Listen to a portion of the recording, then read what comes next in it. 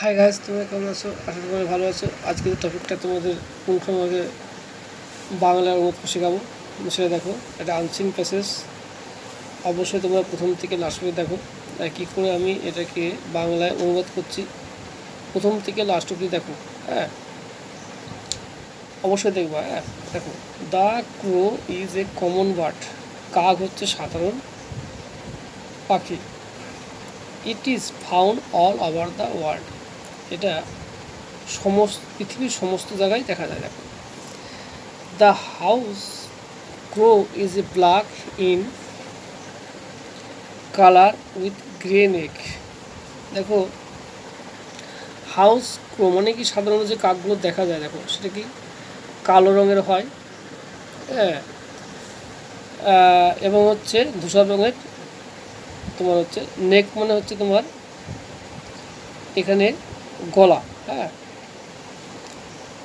The jungle crow is black all over.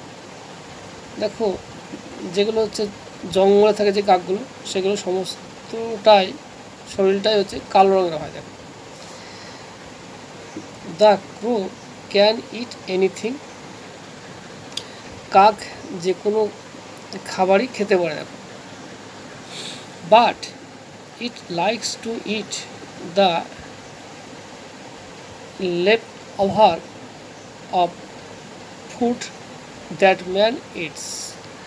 দেখো, কিন্তু কাক কি, দেখো, যে মানুষের যে খাবার খায়, তার যে খাবারটা তারা ফেলে দেয়। দেখো, হ্যাঁ, মানে অ্যাকচুয়ালি লেফট ওভার বলতে যে খাবারটা তোমার হচ্ছে ফেলে দেয়, সেই খাবারটাই হচ্ছে কাকেরা খায়। দেখো,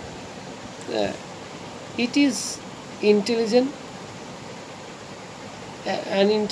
অ্যান্ড ক্লেভার বার্ড। তাহলে এটা কি, এটা বুদ্ধিমান এবং চালাক পাখি। দেখো, it builds it nest in the branches all tall trees. তাহলে কী হয়েছে, লম্বা লম্বা গাছের শাখায় এরা বাসা বাঁধে। দেখো, the nest look ugly from outside. বলছে বাইরের দিকটা হচ্ছে দেখতে খুব কুৎসিত, মানে বাইরের দিক থেকে লাগে। আচ্ছা, but inside it is neat and cosy. কিন্তু ভিতরটা হচ্ছে একটা নিট এবং কোজি, হ্যাঁ। আচ্ছা, the mother crow lays 4 or 5 eggs at a time. তাহলে যে মা কাক আছে, সে কী করে 4 থেকে 5টা ডিম পারে একবারে। The eggs are bluish green in colour.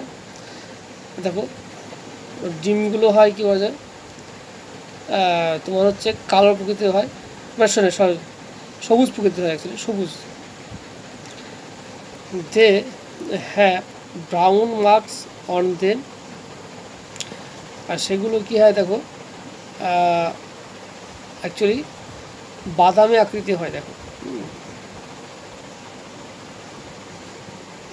আচ্ছা, when the baby crows come out of the eggs.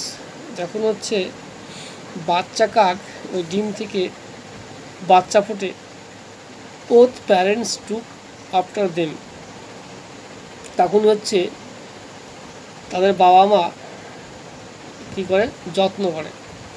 যাক, ভিডিওটা ভালো লাগে লাইক শেয়ার কমেন্ট করো। তাই কেউ খারাপ ভাবটা নিও না।